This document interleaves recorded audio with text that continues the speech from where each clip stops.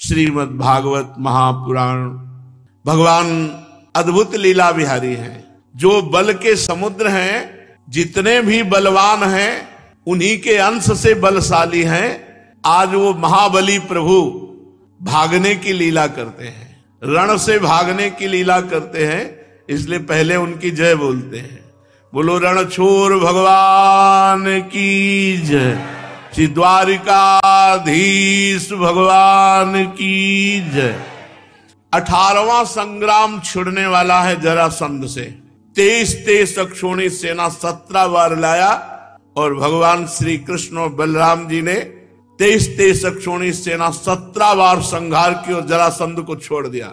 18वीं बार उसने बहुत से तपस्वी ब्राह्मणों को अनुष्ठान में बैठाला था और कहा 17 बार हार गया हूं, अगर 18वीं बार हारा तो आप सब ब्राह्मण लोग, बहुत ब्राह्मण भक्त था। एक समय निश्चित था जिस समय ब्राह्मण उनके सामने मांगने आते थे और वो कहता था अगर गर्दन भी मांग लोगे तो दे देंगे। तो कहा आपकी उपासना करता रहा, अगर 18वीं बार हार गया तो परिणाम ठीक नहीं होगा। अब सब ब्राह्मण तो भगवान से मनाने लगे, प्रभु अगर आप नहीं हारे तो पता नहीं क्या करे जरासंध। हजारों राजाओं की वो बलि चढ़ाने के लिए बंद किए था, 20,000 शायद ऐसे भैरव बलि देने के लिए, जैसे बकरा बंद किए जाते ऐसे राजाओं को बंद किए था। महाबली जरासंध था, कोई साधारण नहीं था। ब्राह्मणों ने अनुष्ठान, भगवान का नाम है नमो ब्रह्मणे देवाय। भगवान ने विचार किया कि ऐसे रण क्षेत्र से भागना तो ठीक रहेगा नहीं, जरासंध को पीठ दिखा के क्या लीला हो। तो भगवान के मन है देवर्षि नारद जी। देवर्षि नारद जी काल यवन महाबलशाली, उसके समीप गए। देवर्षि नारद जी एक ऐसे संत हैं, कहीं भी जाए सब जगह सम्मान होता था। कहीं भी राक्षस के पास भी जाए तो पूजा करेगा, देवता के पास जाए तो पूजा करेगा। सबको पता था नारद जी हमारे हित से। काल यवन ने कहा महाराज त्रिभुवन में कोई हमारा जोड़ नहीं रह गया लड़ने वाला। तो देवर्षि नारद जी ने कहा अभी तुम्हें पता नहीं है, श्री कृष्ण चंद्रजू मथुरा में विराजमान तुम्हारे जैसे वीरों को खूब अच्छे से तृप्त कर देंगे। कालयवन ने कहा मथुरा में क्या नाम है? श्री कृष्ण। कैसा रंग है? सांवला। अवस्था नवकिशोर, 4 भुजाएं, पीतांबरधारी। बोले बस आप निश्चिंत रहो, मारा गया। देवर्षि नारद जी की प्रेरणा से 3 करोड़ म्लेच्छ सेना लेकर कालयवन ने मथुरा को घेर लिया। उधर 18वीं बार 23 अक्षौणी सेना लेकर जरासंध चल पड़ा। गुप्तचरों ने भगवान को सूचना दी जरासंध का 18वीं बार महासंग्राम होने वाला है। भगवान बलराम जी से कहा ये तो बड़ी समस्या हो गई। 3 करोड़ म्लेच्छों ने मथुरा को घेर लिया और 23 अक्षौणी सेना लेकर 18वीं बार जरासंध आ रहा है। अब तो जरा सी भी चूक हो जाने पर मथुरा वासियों को कष्ट हो सकता है। इसलिए भगवान ने समुद्र में एक पुरी की रचना की, द्वारिकापुरी की, किले की रचना की। बलराम जी से सलाह की और बीच समुद्र के बीच में 48 कोस लंबाई और चौड़ाई ऐसे एक किले की 48 कोस, जिसमें संपूर्ण मथुरा वासियों को सुरक्षित रखा जा सके। आदेश किया विश्वकर्मा को। वो आए थोड़ी कि अब काम शुरू होगा, 1-2 साल में पूरा होगा। मिनटों में काम पूरा होने वाला। गली, महल, सभा भवन, सब सुंदर नगर की रचना, उद्यान, विचित्र उपवन, दिव्य दिव्य लताएं, सोने के ऊंचे शिखरों वाले महल जो आकाश से बात करते, स्फटिक मणि की सुंदर सुंदर चबूतरे, बहुत सुंदर निर्माण द्वारिकापुरी का विश्वकर्मा जी ने किया। उग्रसेन, वसुदेव जी और समस्त अपने निज परिकर को भगवान श्री कृष्ण बलराम जी ने योग माया के द्वारा मथुरा से सीधे, आसपास तो 3 करोड़ म्लेच्छ लगे हुए हैं, सीधे द्वारिकापुरी में पहुंचा दिया। देवराज इंद्र ने पारिजात वृक्ष भेंट दिया जो द्वारिकापुरी में विराजमान। भगवान ने दिव्य सुधर्मा सभा की रचना की। वो सभा ऐसी की भूख प्यास बुढ़ापा शरीर से पसीना निकलना थकावट ये सब कुछ नहीं हो सकती उस सभा में बैठने की। वरुण जी ने श्वेत घोड़े जिनका एक एक कान श्याम वर्ण का था, जिनकी चाल मन के समान तेज थी। धनपति कुबेर जी ने 8 निधियां भेज दी। भगवान की समस्त विभूतियां आकर के द्वारिकापुरी में एकत्रित होने लगी। सभी लोकपालों की भगवान श्री कृष्ण ने जो जो शक्तियां सिद्धियां दी थी वो सब भेंट की। भगवान श्री कृष्णचंद्र जी की द्वारिकापुरी में सब निधियां सिद्धियां विराजमान हैं, लोकपालों की विभूतियां विराजमान हो गई। जब देखा कि योग माया के द्वारा सब मथुरावासी सुरक्षित द्वारिकापुरी पहुंच चुके हैं और जो कुछ थोड़ी प्रजा रह गई है उसके लिए बलराम जी को कि एक भी व्यक्ति का कहीं कोई भी अंग भंग ना होने पावे, और गले में कमलों की माला डाली, पीतांबर फहराते हुए मुख्य दरवाजे से मथुरा के निकले। तम विलोक्य विनिष्क्रांत मुज्जिहानमिवोडुपम दर्शनीय तमम श्यामम पीत कौशेवाससम श्रीवत्स वक्ष संभ्राजत कौस्तुभा मुक्त कंधरम प्रसुदीर्घ चतुर्बाहुम नौ कंजारुणे क्षणम। भगवान जब मथुरा के प्रधान द्वार से निकले उस समय ऐसा मालूम हो रहा था एक साथ कई चंद्रमा उदय हुए हो। नील श्याम कांति, श्यामल शरीर अत्यंत दर्शनीय, उस पर रेशमी पीतांबर बिजली की कांति जैसा, वक्षा स्थल पर स्वर्ण रेखा, श्रीवत्स का चिन्ह, गले में कौस्तुभ मणि, अजान बाहु, लंबी लंबी भुजाएं, हाल में खिले हुए कमल के समान कोमल रत्नारे नेत्र, मुख पर मुस्कुराहट, आनंद की राशि राशि अटखेलियां, कपोल की छटा ही निराली, मंद मंद मुस्कान, जो देखे उसका चित्त चुरा ले। कानों में मकराकृत कुंडल झिलमिल झिलमिल कर रहे हैं। नारद जी ने ऐसा ही बताया था। प्रधान द्वार पे काल यवन खड़ा था, आसपास म्लेच्छ सेना घेरे हुए थी। काल यवन ने निश्चित किया यही श्री कृष्ण है, क्योंकि जैसा बताया था देवर्षि नारद जी ने वैसा ही। श्रीवत्स चिन्ह, 4 भुजाएं, श्याम शरीर, कमल नेत्र और बनमाला धारण मस्ती से निकले और बड़ी चंचलता है नेत्रों में। यही श्री कृष्ण है। ललकारा उसने, वासुदेव मुझसे युद्ध करो। कालयवन ने, भगवान ऐसे डर पे मानो जैसे कोई डर रहा हो कालयवन से। कालयवन ने देखा है तो डर गया हमारी केवल आवाज से। कालयवन दौड़ा, जैसे वो पैर बढ़ा रहा है वैसे भगवान भागने के पैर बढ़ा रहे। कालयवन ने कहा तो कह रहे थे बहुत वीर योद्धा है, अभी तो आवाज दी और सिकुड़ गया, और हम दौड़े तो भाग पड़ा पीछे की तरफ। भगवान जी देखा कालयवन आया, रणभूमि से भाग पड़े। बड़े बड़े योगी जन जिनका ध्यान धरते रहते हैं, कालयवन उनके पीछे दौड़ा।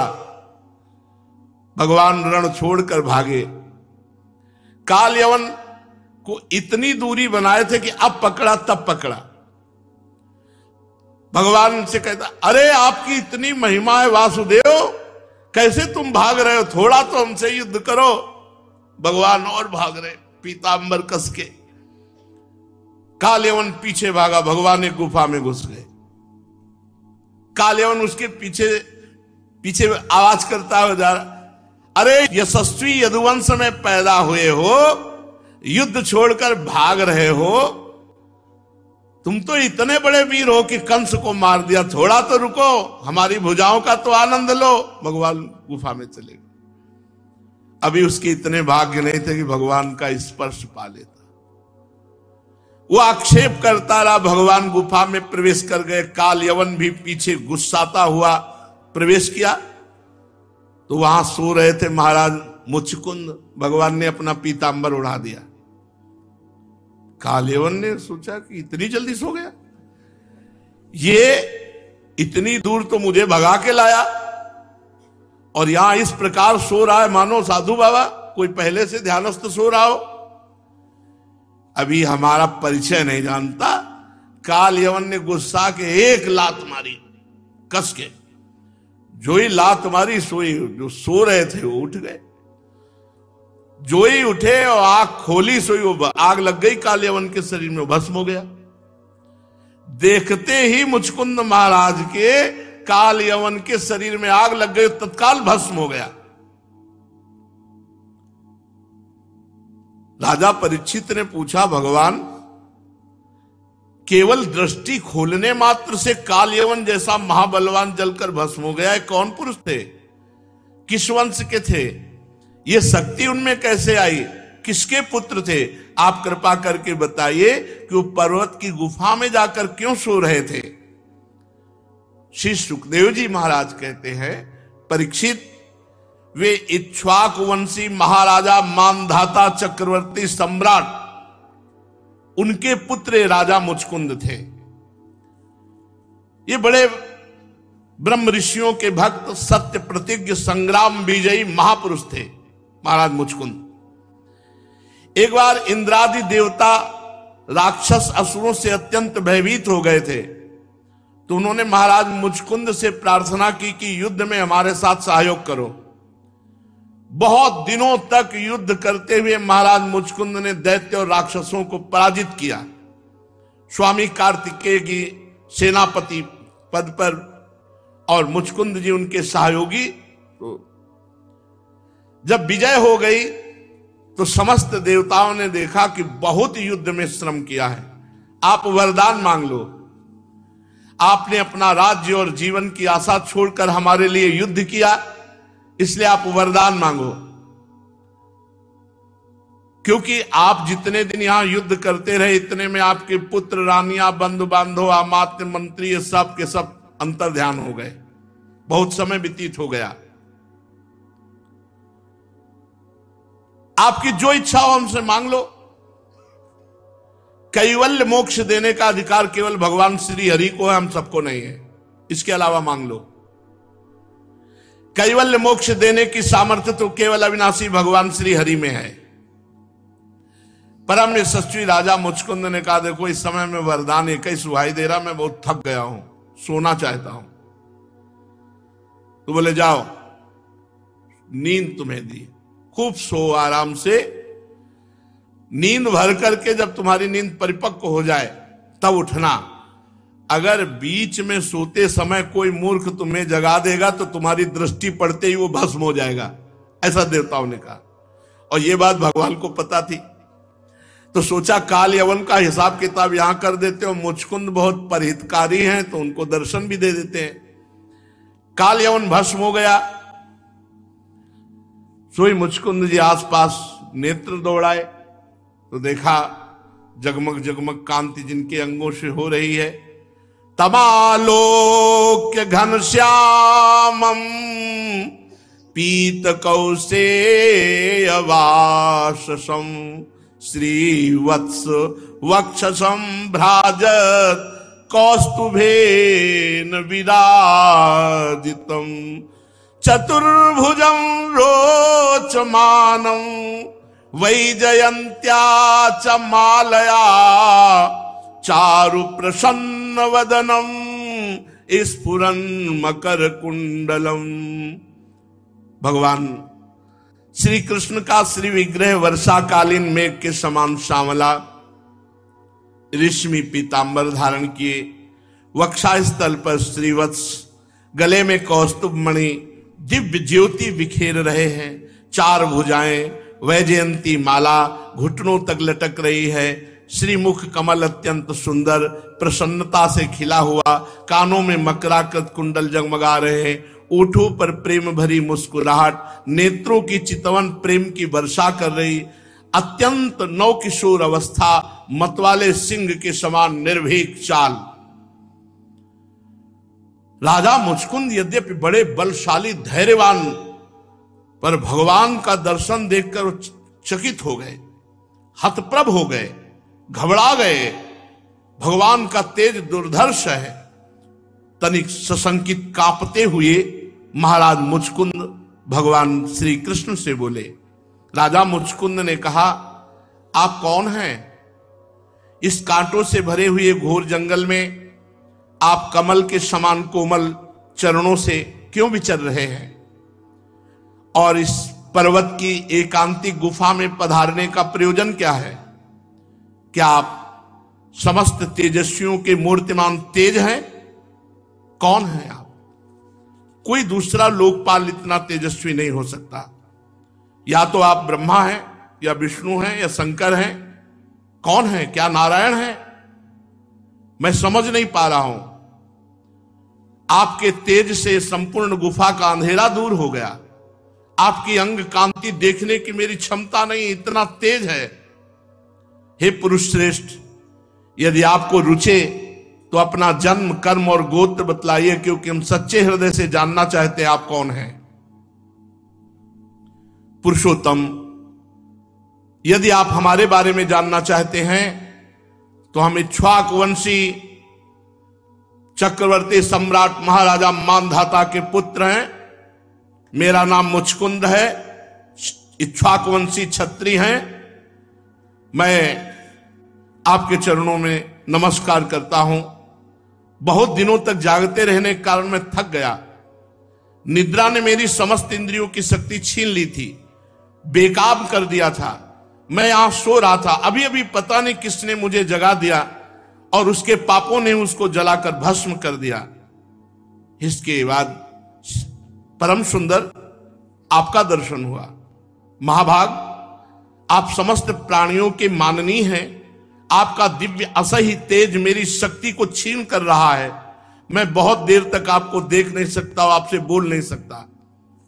जब राजा मुचकुंद ने इस प्रकार कहा, तब समस्त प्राणियों के जीवनदाता भगवान श्री कृष्ण हंसते हुए मेघ गंभीर वाणी में बोले, प्रिय मुचकुंद, मैं अपना परिचय क्या बताऊं? मेरे अनंत जन्म कर्म है, मेरे अनंत जन्म कर्म है। मेरा नाम भी अनंत है, मेरे कर्म भी अनंत है, मेरे जन्म भी अनंत है। मैं भी अपनी गिनती नहीं जानता। संभव है कोई पुरुष अनेक जन्मों तक प्रयास करके धूल के छोटे छोटे कणों को गिन ले, परंतु मेरे गुण को, मेरे जन्म को, मेरे कर्म को, मेरे नामों को, मेरी लीला को नहीं गिन सकता। हरि अनंत, हरि कथा अनंता। भगवान कह रहे छोटे छोटे कण, धूल कण गिन लो, पर मेरी महिमा। इसीलिए वेद भी नेति नेति कहते हैं। राजन, सनक सनंदन सनातन सनत कुमार, ये परम ऋषिगण मेरे त्रिकाल सिद्ध जन्म और कर्मों का वर्णन करते रहते हैं, परंतु कभी उनका पार नहीं पाते।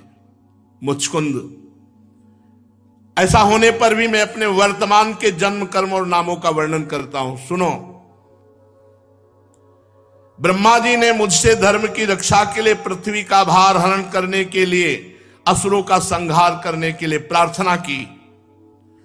उन्हीं की प्रार्थना से मैंने यदुवंश में वसुदेव जी के यहां अवतार ग्रहण किया, और अब मैं वसुदेव जी का पुत्र हूं, इसीलिए लोग मुझे वासुदेव कहते हैं। अब तक मैंने कालने में असुर, जो कंस के रूप में पैदा हुआ था, प्रलंबासुर, बकासुर, अघासुर, पूतनाएं, अनेकों साधुद्रोही असुरों का संहार कर चुका हूं। राजन, ये जो तुम्हारी दृष्टि पड़ते हुए भस्म हुआ, ये काल यवन था जो मेरी प्रेरणा से तुम्हारी तीक्ष्ण दृष्टि पड़ते ही भस्म हो गया। अब मैं तुम पर कृपा करने के लिए गुफा में प्रकाशित हुआ हूं, क्योंकि तुमने पहले मेरी आराधना की है, और आराधना कभी भी विफल नहीं जाती। इसलिए राजन, तुम्हारी जो अभिलाषा हो मुझसे वरदान मांगो। मैं तुम्हारी सारी लालसा अभिलाषाएं पूर्ण कर दूंगा। माम प्रपन्नो जनः कश्चिन भूरोर्हति सोचितुम, जो पुरुष मेरी शरण में आ गया उसके लिए त्रिभुवन की कोई ऐसी वस्तु पद नहीं है जो उसे प्राप्त ना हो जाए। ये श्री सुखदेव जी कहते हैं, परीक्षित, जब भगवान श्री कृष्ण ने इस प्रकार कहा तब राजा मुचकुंद को गर्गाचार्य जी की बात याद आ गई कि भगवान का अवतार होने वाला। वो जान गए स्वयं सच्चिदानंद भगवान पधारे हैं। आनंद में भरकर अश्रु प्रवाह करते हुए साष्टांग दंडवत की और इस प्रकार स्तुति प्रारंभ की। विमोहितोयम जनई समायया त्वदीयया त्वाम न भजन्त्यनर्थ दृक्, सुखाय दुःख प्रभवेषु सज्जते, गृहेषु योषित पुरुषश्च वंचितः। प्रभु, जगत के सभी प्राणी आपकी माया से अत्यंत मोहित हो रहे हैं। क्यों? क्योंकि वे आपसे विमुख हैं। भगवान की माया कब फांसती है? जब आप भजन नहीं करोगे, नाम जप नहीं करोगे, भगवान की अर्चना वंदना लीला कथा इनसे दूरी रहोगे तो माया फांस लेगी। प्रभु, जगत के सभी प्राणी आपकी माया से अत्यंत मोहित हो रहे हैं। वे आपसे विमुख होकर अनर्थ में फंसे रहते हैं क्योंकि आपका भजन नहीं करते। बस सुख की प्राप्ति के लिए घर गृहस्थी के उन झंझटों में फंस जाते हैं जो सारे दुखों के मूल स्रोत हैं। इस तरह चाहे स्त्री हो या पुरुष, सब ठगे जा रहे हैं आपकी माया से। इस पाप रूप संसार से सर्वथा रहित प्रभु, ये भारत भूमि अत्यंत पवित्र कर्म भूमि है। ध्यान दीजिए, बड़ा दुर्लभ है। ये भारत भूमि पवित्र कर्म भूमि है। इसमें मनुष्य रूप में जन्म होना तो अत्यंत दुर्लभ है। और मनुष्य जीवन इतना पूर्ण है कि इसमें भगवत प्राप्ति की सारी सुविधा है, कोई भी असुविधा नहीं। अपने परम सौभाग्य से और भगवान आपकी हेतु की कृपा से जो भारत भूमि में मनुष्य जन्म प्राप्त करके अपनी मति गति को असत संसार के भोगों में लगाकर घर गृहस्थी के अंधेरे कुएं में पड़ा रहता है, आपका भजन नहीं करता, आपके श्री चरण कमल की उपासना नहीं करता, वो ठीक उसी पशु के समान दुर्गति को प्राप्त होता है जो तृण से ढके हुए अंधेरे कुएं में जाकर तृण के लोभ से गिर जाए और वहां सड़ सड़ के मरे। भगवान, मैं राजा था, राज्य लक्ष्मी के मद में मतवाला हो रहा था। इस मरने वाले शरीर को ही तो मैं आत्मा अपना स्वरूप समझ रहा था। प्रभु, राजकुमार राजकुमारी, रानी, खजाना, पृथ्वी का लोभ, यही सब मुझे लग रहा था सत्य है। उन वस्तुओं की चिंता दिन रात मेरे गले में लगी रहती। इस प्रकार मेरे जीवन का यह अमूल्य समय बिल्कुल निष्फल व्यर्थ चला गया। जो शरीर प्रत्यक्ष ही घड़े और भीत के समान मिट्टी का है, दृश्य होने के कारण उन्हीं के समान अपने से अलग भी है, उसी शरीर को मैंने अपनी आत्मा माना, अपना स्वरूप मान लिया और अपने को मान बैठा नरदेव। मैं मदांध हो गया, कुछ समझा नहीं। रथ, हाथी, घोड़े, पैदल, चतुरंगनी सेना, सेनापतियों से घिरकर मैं पृथ्वी में इधर उधर घूमता रहा। ये करना चाहिए, ये नहीं करना चाहिए, विधि कर्तव्य कर्तव्यों की चिंता में पड़ करके एकमात्र भगवत भजन से विमुख रहा, असावधान हो गया। संसार में बांध रखने वाले विषयों के लिए दिन दूना रात चौगुना आशा बढ़ती चली गई। परंतु जैसे भूख के कारण जीभ लपलपाता हुआ सांप असावधान चूहे को दबोच लेता है, वैसे ही काल मृत्यु रूप दांतों से एकाएक प्रमादग्रस्त प्राणी को चबा डालता है, काल ग्रसित। प्रभु, जो पहले सोने के रथों पर बड़े बड़े गजराजों पर चढ़कर अपने को राजा नरदेव कहलाता, वही शरीर जब काल का ग्रास बन जाता है तो फेंक देने पर पक्षी खा जाते, विष्ठा बना देते हैं। धरती में गाड़ देने पर सड़कर कीड़ा हो जाता है, आग में जला देने पर राख का ढेर बन जाता है।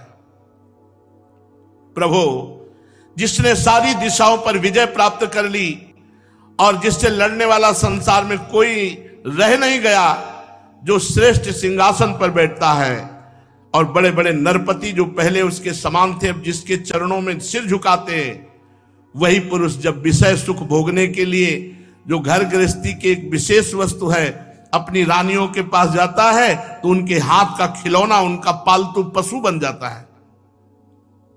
प्रभु, बहुत से लोग विषय भोग छोड़कर पुनः राज्य आदि भोग मिलने की इच्छा से ही दान पुण्य करते हैं कि मैं फिर जन्म अगला लूं तो बड़ा सम्राट बनूं, ऐसी कामना रखकर तपस्या में भली भांति स्थित होकर शुभ कर्म करते हैं। जिसकी तृष्णा बढ़ी हुई है भोगे हुए भोगों को पुनः भोगने की इच्छा का नाम तृष्णा है, वह कदापि सुखी नहीं हो सकता।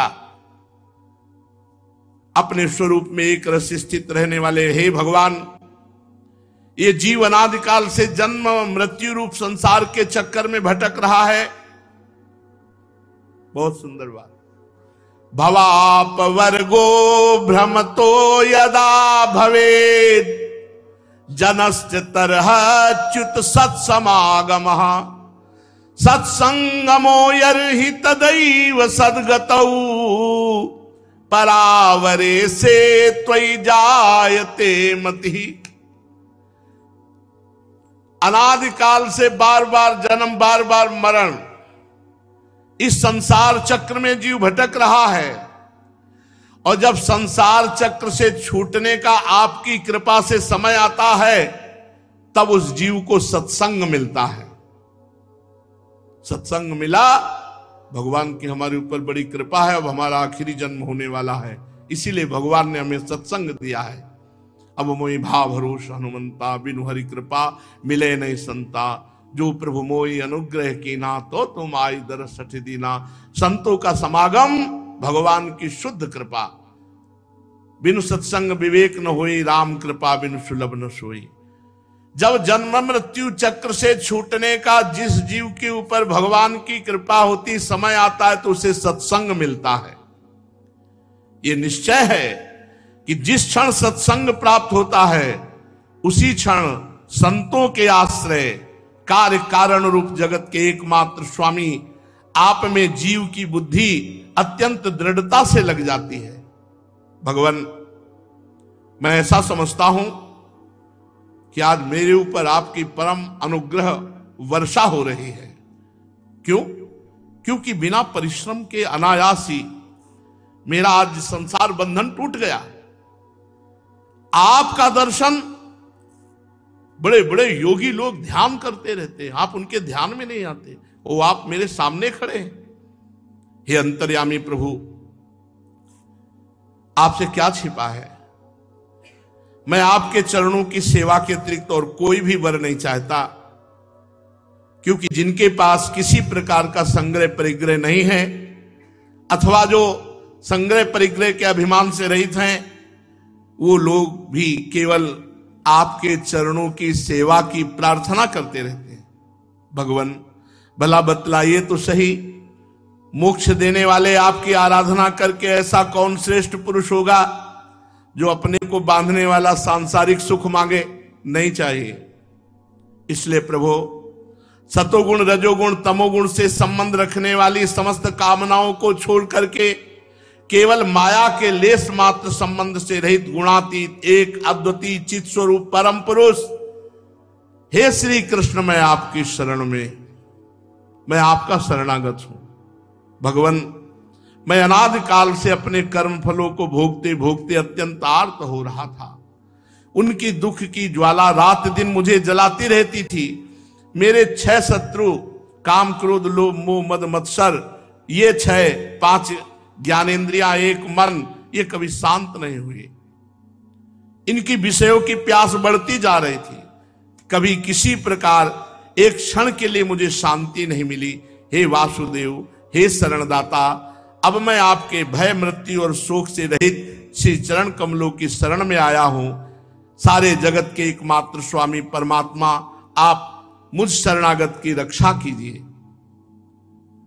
जब ऐसी मुचकुंद जी ने स्तुति की तो भगवान श्री कृष्णचंद्र जी ने कहा, सार्वभौम सम्राट, तुम्हारी मति, तुम्हारा निश्चय बड़ा पवित्र है, बड़े ऊंची कोटि के विचार हैं आपके।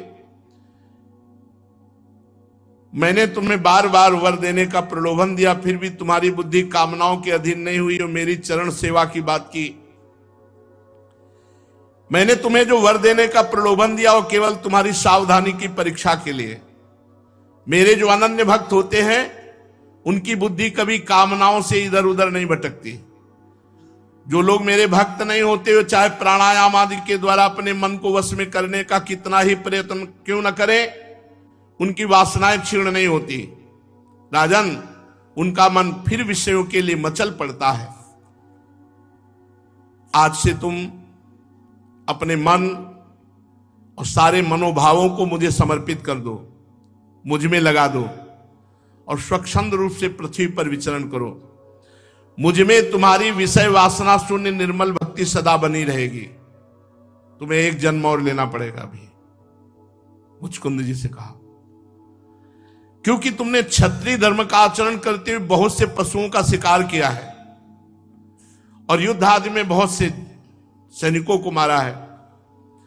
अब एकाग्र चित्त से मेरी उपासना करते हुए तपस्या के द्वारा उस पाप को धो डालो। अगले जन्म में तुम ब्राह्मण कुल में जन्म लोगे, नरसिंह मेहता के रूप में, और समस्त प्राणियों के सच्चे हितैषी परम सुहृद हमारे विशुद्ध भक्त बनोगे। उस समय तुम्हें हमारी प्राप्ति हो जाए। 52 बार भगवत साक्षात्कार हुआ नरसिंह मेहता जी को, 52 बार भगवान बार बार प्रकट हुए उनके यहां। तो यही मुचकुंद जी को भगवान ने आदेश किया, देखो ये तो बहाना है कि तुमने शिकार किया, तुमने एक जन्म में भगवान, ये तो अपने महापुरुषों को प्रकट करके जगत पावन करने के लिए भगवान ने बात कही कि तुम्हारा अगला जन्म होगा। नहीं तो अजामिल वैश्यागामी इतना पाप, लाखों पशुओं की हिंसा की होगी उसने।